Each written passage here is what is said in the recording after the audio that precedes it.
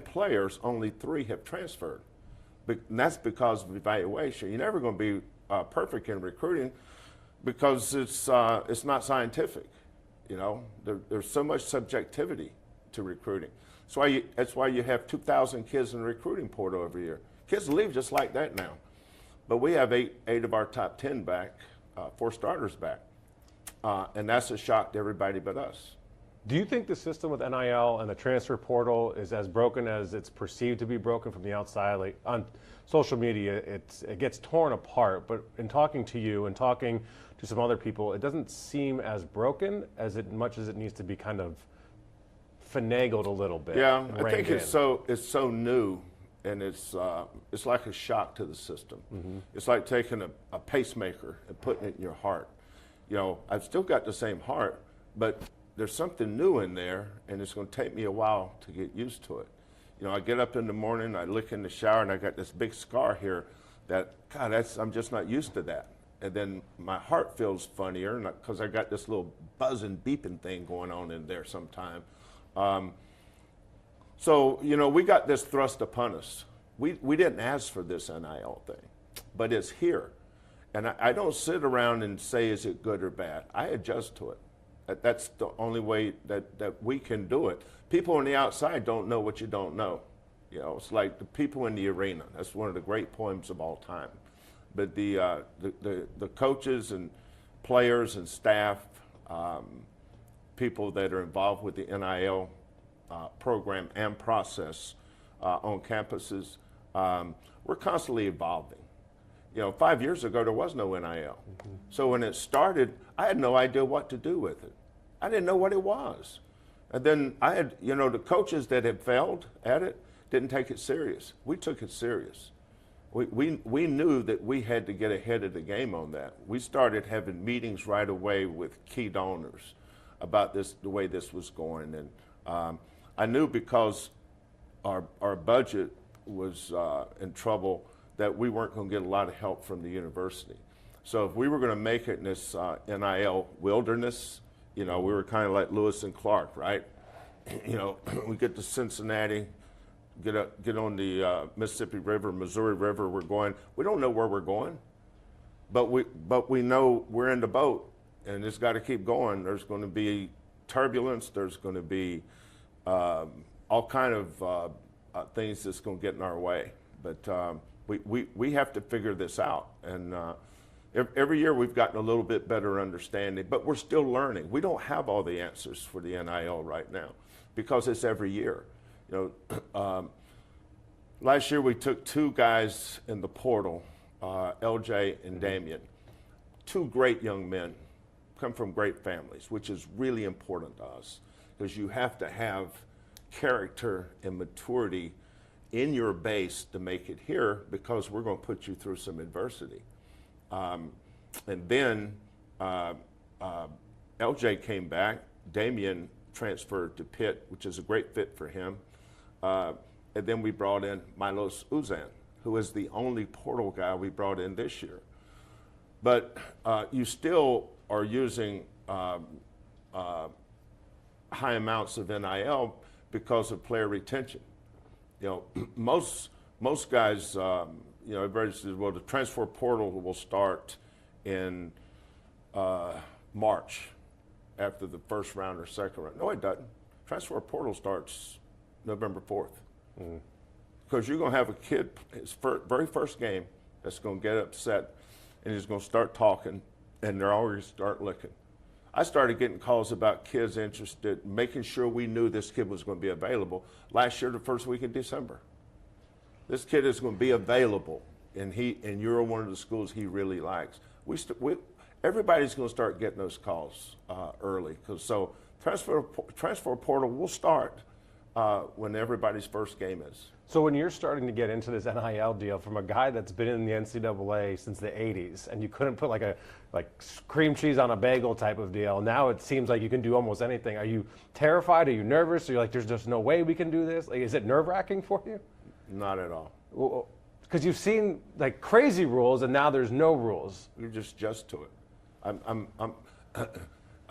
You're an observer, mm-hmm. And I'm actually working in the space. So you're part of the I don't know what I don't know crowd, and you'll never be fully educated unless you're doing what I'm doing. It's like coaching. Everybody can coach until you have to. Then you realize how hard it is. You know, the NIL space to me is, and I try to simplify everything, whether it's what I'm teaching, how I go about my daily life, mentoring kids. You just keep things simple. Here's the rules that we have, okay? We're going to do the best we can within those rules to maintain our program at the highest level. I don't sit around and ask questions or think of scenarios where it would create panic or worry. I don't worry about those things. We talked about this a couple of weeks ago. You used getting NetJet hours as an example of Houston needing to take the next step to become a Big 12 school. You're a Big 12 program. You've won the Big 12. What's the next thing that Houston needs to do to become a Big 12 school now? And I think we're doing it. You know, I've had meetings with Tillman, President Couture, Eddie Nunez about increasing the budget and trying to level the playing field. We're so far behind the other schools.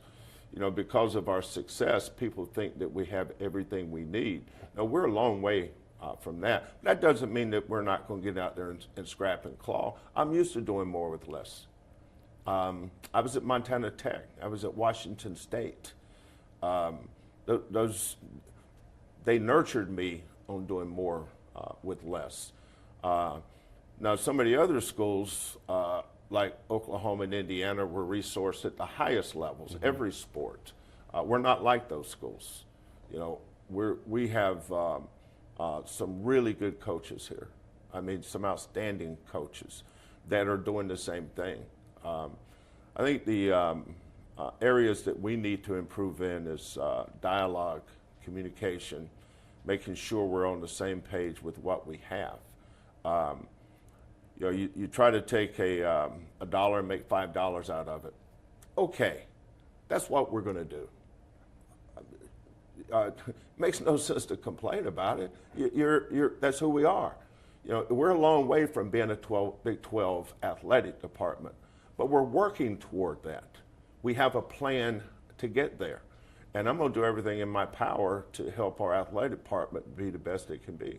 In the world of this transfer portal and not having everything that you see out there, have you ever thought about, like, well, maybe this isn't the spot for me. Maybe, you know, other opportunities are out there for me. Never. And so then why not? Why Houston? Why stay? I don't mess with happy, man. There's a lot of schools that have contacted me. There's a lot of NBA organizations that have contacted me. They want what we have. We have it. Why would I leave a school that has it? What is it? You define it for me. What do we have? When you see our basketball program, what do you see? I see a team that plays defense, Not that's a coached team, well. Not a team, a program. A program that is coached well, but that doesn't have that entitlement. They're good kids, and obviously the success. No, not obvious success. Success. Well, success. It's obvious when you look at it all. Yeah. Well, don't be one of these nearsighted people to define your success on only one thing, winning a national championship. If that's the case, then you're going to be disappointed more often than not. We have a program that over the last 7 or 8 years has competed as a top 5 program in the country. Top 5 in the country over a 7 or 8 year period. Might be 6 or 7 years. But that's what the other schools want. They want what we have. Not very many schools have this, but we have it. So why would I leave it to go to a school that doesn't have it?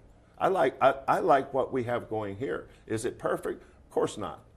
But my wife, my 2 children, Kelvin and Lauren, my 2 grandkids, everybody in our program is either a former manager or former player or has some connection to me where I don't have to look at a resume or take a phone call and people tell me who's going to be good for us. You don't know who's going to be good for me.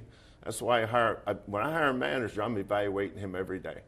And then and then they move from here to the NBA. I got guys with the Sacramento Kings, Toronto